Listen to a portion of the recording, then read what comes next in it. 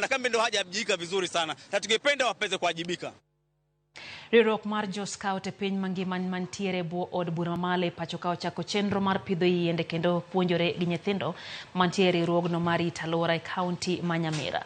Kane giloso gi jofwamb weche kinde mane gipidho yiende e skund primar mar Umanga Keroka, jokanyo e riwruogno kotene kanyo gi jaod bura ma kaunti ma Nyamira Jerusha Bomanyi giyango ni chenro no geto konyo duoko piny lokruok mar kor lwasi ma osebedo ka kelo hinyruok ne oganda.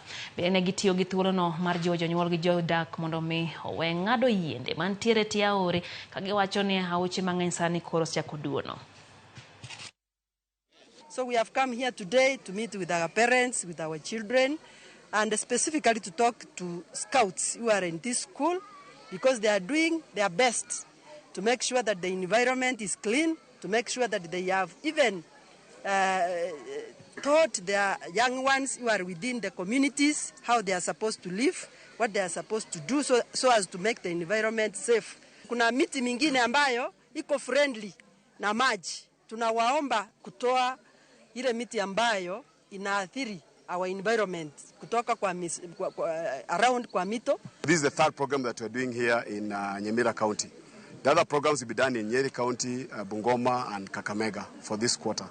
So basically what we've come to do is on climate advocacy. We've come to, for us we do tree growing. We encourage the scouts and the students to take care of the trees that you've planted for the environment. We also do some community services in the school just for the children to embrace community service. The school has about 15 to 20 scouts, and today again in partnership with the Office of the Woman Rep, we are going to present with the scouts brand new scout uniforms because we realize they don't have scouts.